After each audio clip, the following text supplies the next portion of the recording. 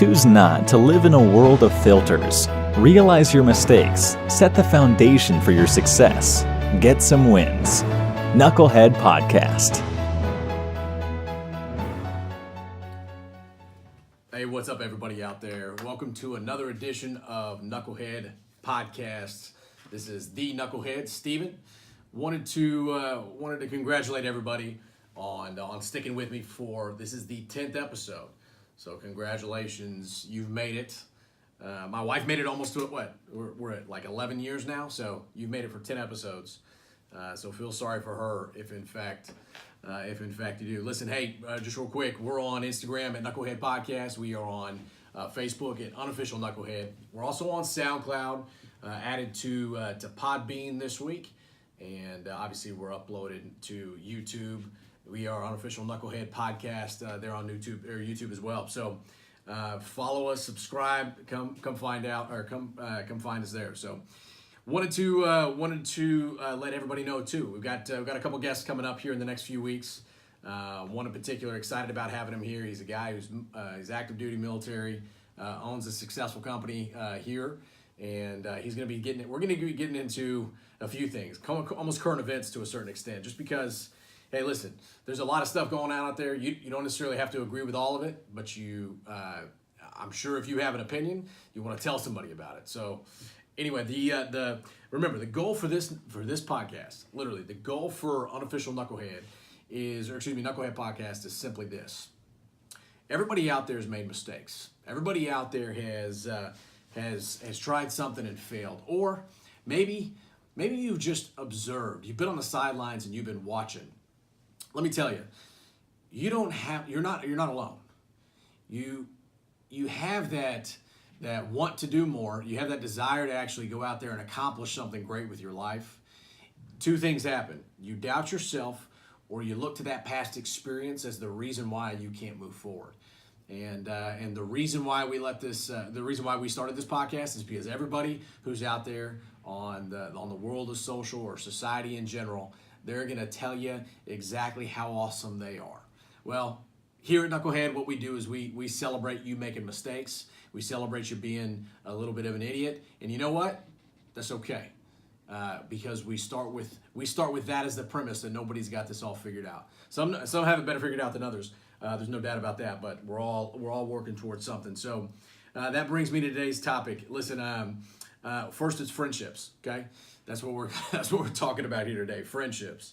Friendships are just the baseline of what? They're the baseline of every relationship that you've had, start to finish, whether they're professional, they're personal, whether they're family, which qualifies into the personal component. But whenever I was growing up, I had a really good buddy of mine. He ended up joining something called a fraternity.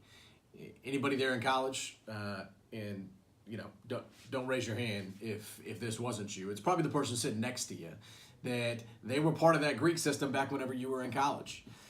You got fraternities, you've got sororities, you've got sometimes you've got athletic sororities, you've got and fraternities. You've got just groups of people who call themselves kind of a de facto fraternity.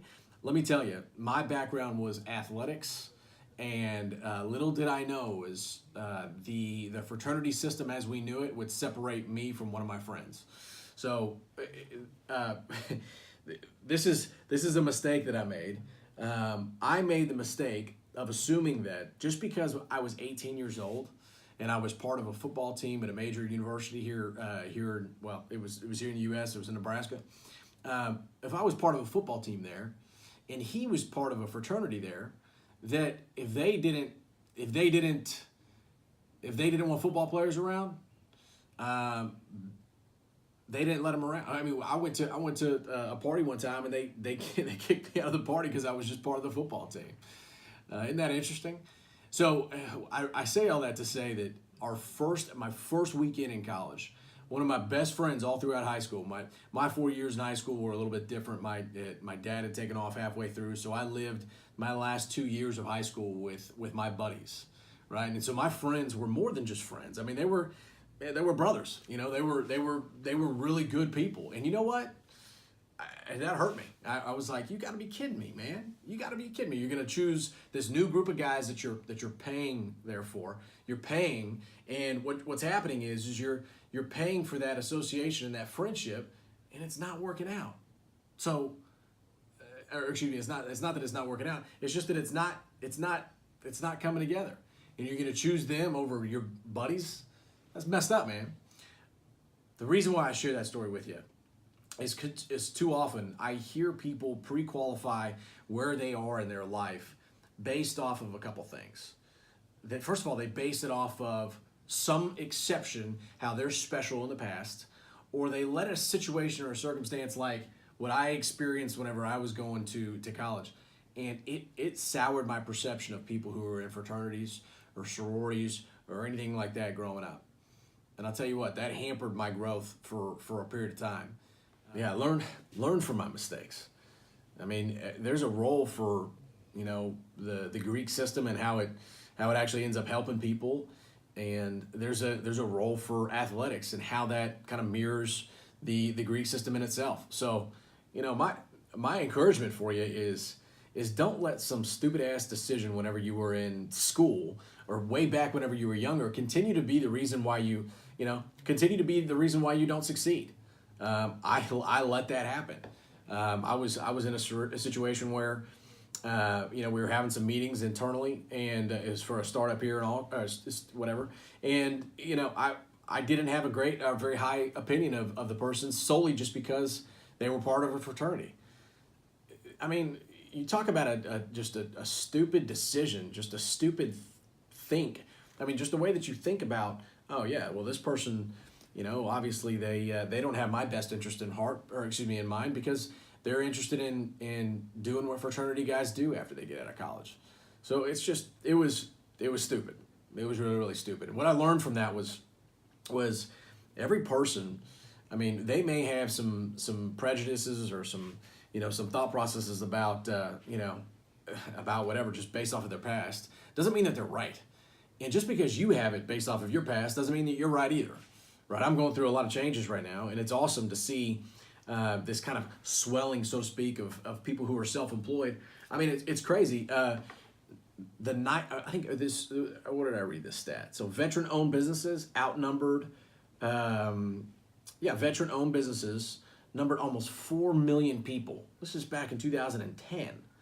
Their average receipts are higher than any other segmented demographic in the United States.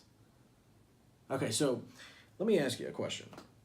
If we're just going to apply the logic that I just did, meaning you had an experience, you were really good with some really good friends with some people, they go out and they start a new relationship with somebody, that relationship all of a sudden starts to dissipate a little bit.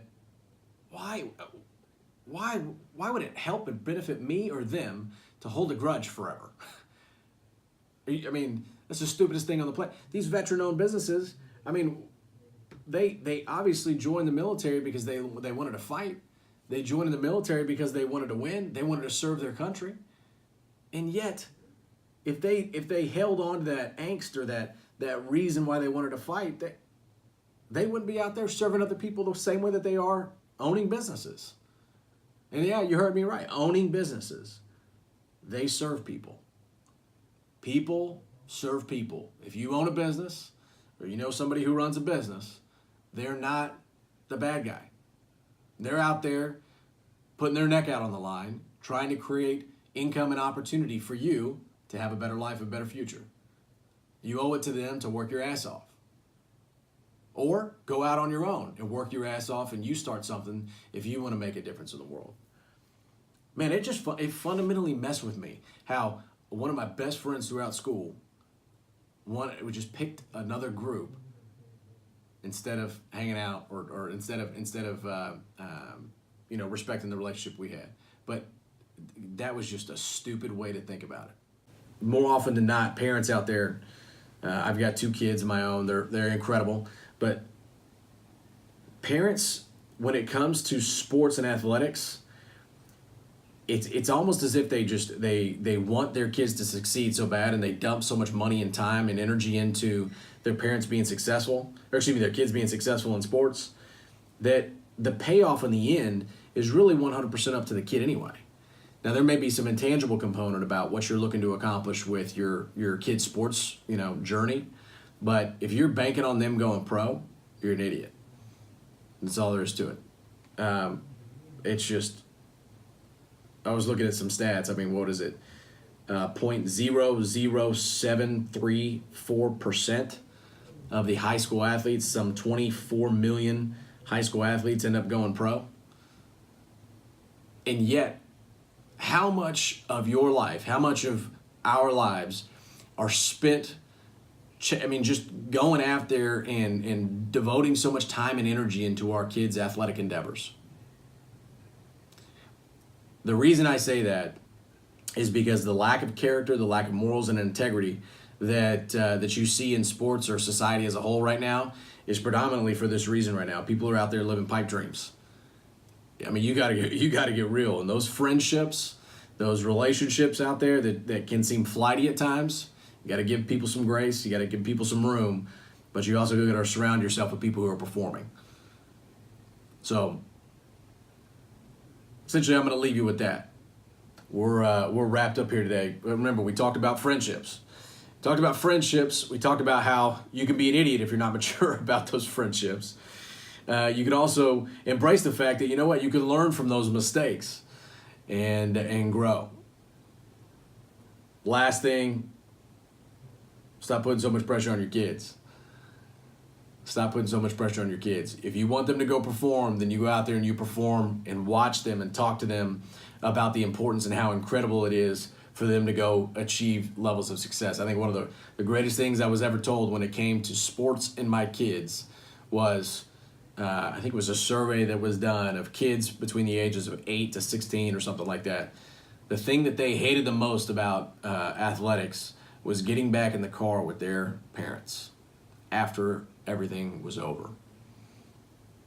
And that was a bitter pill to swallow, because there's been many times where I've watched my children play sports and forget that they're playing and they're having a blast and they're out there and they're chasing that kid's dream.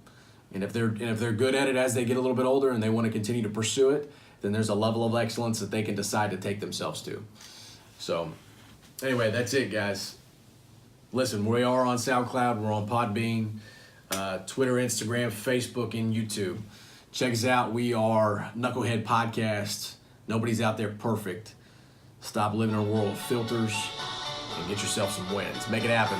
Have a great week. See ya.